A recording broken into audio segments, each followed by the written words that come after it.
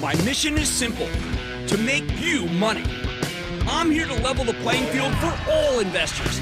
There's always a bull market somewhere, and I promise to help you find it. Mad Money starts now. Hey, I'm Cramer. Welcome to Mad Money.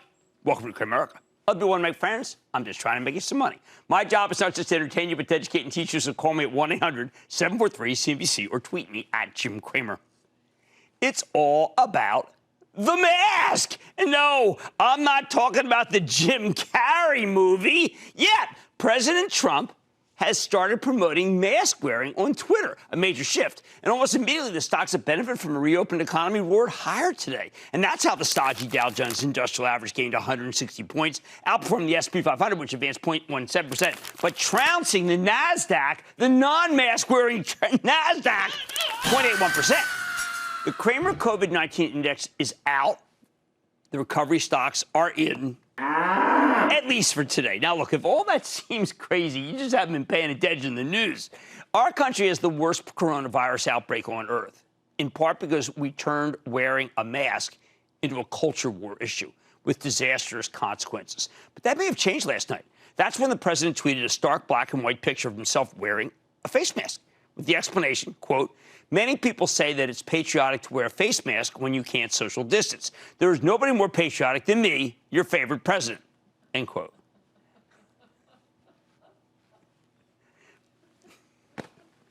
All right. Fave. Well, kind of the only one, but fave. All right, why does it matter?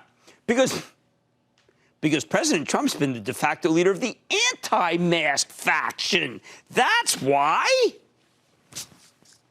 He spent months refusing to wear a mask in public and framing this as an issue of personal freedom.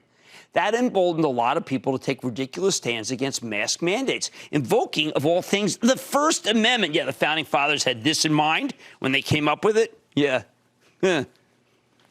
We've seen this rebellion against masks all over the place. Mask-free bar hoppers in Florida couldn't resist being close enough to easily spread the disease, which, may I remind you, is one of the most contagious viruses in history. When Costco announced its mask requirement at the beginning of May, they came under fire from the no-mask contingent. You had people all over the country, the Karens among them, calling for boycotts based on the idea that these mask mandates were promoting hysteria while taking away hard-won civil liberties.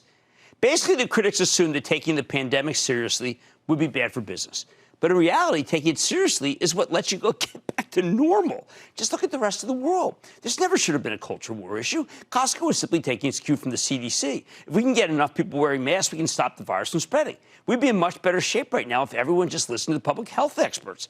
Instead, we got surreal videos of people angrily refusing to wear masks at all sorts of stores. A security guard in Michigan actually got murdered for telling a customer to wear a mask. Have you seen Florida Man, by the way? Then last week, the governor of Georgia, Brian Kemp, sued. This guy's an elected official, so respect that. He sued the mayor of Atlanta, Keisha Lance Bottoms. Why? For implementing a mandatory mask law. Now, there is the Oliver Wendell Holmes of governors. Kemp argued that, quote, her disastrous policies threaten the lives and livelihood of our citizens, end quote. The mayor defended her position as simply being in sync with the federal government's health care experts. Honestly, you know what Kemp sounded like to me? It sounded like a throwback to the older strain of Georgia politics, back when states' rights politicians like Lester Maddox used to defend Jim Crow by framing desegregation as Washington overreach. Back then, they wanted to defend the fraud that was separate but equal. And now they're going to bat to give me convenience or give me death. All right. But a funny thing happened in spite of all this public outrage. First, Costco reported fabulous, magnificent 11% same-store sales growth. While the anti-mask contingent might be noisy, most people like shopping and safety. I think that they have another principle. They don't want to die for toilet paper. Once other companies realized they could risk ordering patrons to wear masks without losing customers, we saw a wave of mask requirements. Walmart, Walgreens, Target, Kohl's. See, that stock actually went up to CVS, you name it. It's just the responsible thing to do. The move is so pronounced that even when Winn-Dixie, the southern chain in the anti-mask heartland, which didn't seem to want to fall in line with masks, changed positions yesterday and announced a mask mandate. How could they not? Turns out the states that resisted mask mandates have had the biggest spikes in COVID cases. More cases means more hospitalizations. And when hospitals get overwhelmed, states have no choice but to go back into lockdown. So everyone's realized that masks are how you avoid shutting things down. No mask, no freedom. I'll tell you, no mask, no job. Plus, name me a northerner who wants to go south on vacation now. I know I'm going to take a pass unless I can get under the dome into the NBA bubble. I'll go to the bubble. If they invite me to the bubble, I'm in. And that's where the president comes in. Now that he's equated wearing a mask to being patriotic, he switched sides, and I think he'll take many of the anti-mask cohort with him. Suddenly, if you don't wear a mask, you're on the wrong side of the nastiest president. Whoa! The mask critics tend to be strong Trump supporters, to put it mildly. So this is a big deal. The Republican senators are scared to death of him.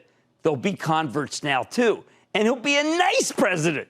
The result, if we can get nationwide mask compliance up to 80%, we can contain this thing like they did in Asia and Europe already. Taiwan, Japan, China, Vietnam, and South Korea have all returned to normalcy. They're actually going to games. They're having a good time. They're enjoying their lives, mostly because they wear their darn masks.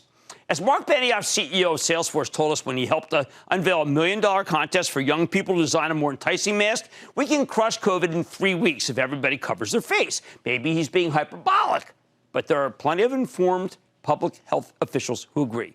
21 days, and we can get this thing under control. Maybe we can end this darn nightmare that makes us all sit up at night and scared to death and afraid to go outside, at least until we get a vaccine.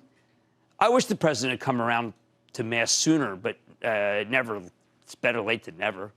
His new stance cuts the legs out from under the anti-mask crowd. Plus, we now have so many good masks available, including ones that are as comfortable as Hanes briefs, made, of course, by Hanes. Same stuff they use for briefs.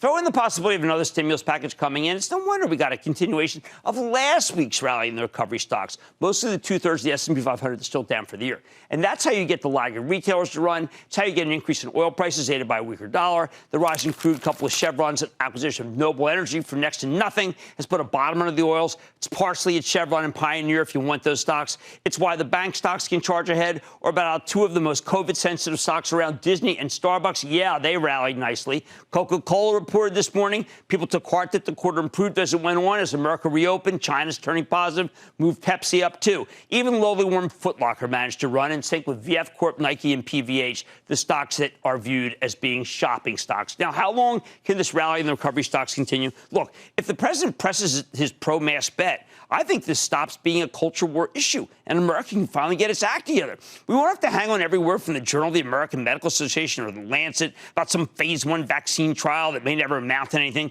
We can get this thing contained with masks and social distancing, just like the rest of the world. When this outbreak first started, I went all in on masks, buying a stock of them on Amazon when they were still there for the taking for like nothing. Initially, I felt pretty lonely wearing them everywhere and gave some to hospital people, but it was the right move. Remember, masks aren't really about protecting you. They're about protecting other people in case you're infected. Although I know young designers between the age of 15 and 24 are hard at work right now creating masks that protect you and others as part of the xprize.org/mask competition that we put together. Bottom line, if the President of the United States keeps encouraging people to wear masks rather than discouraging them, and he just did again tonight promote masks, well, it makes it much easier to flatten the curve because the no-mask contingent listens to him, fears him, cheers him. With enough mask wearing, we can beat this thing long before we get a vaccine, although it's still going to be weeks before we see any progress. So please be patient and don't give up on your mask. Don't miss a second of Mad Money. Follow @Jim Cramer on Twitter. Have a question? Tweet Cramer. #MadTweets. Send Jim an email to madmoney@cnbc.com or give us a call at 1-800-743-CNBC. Miss something? Head to madmoney.cnbc.com.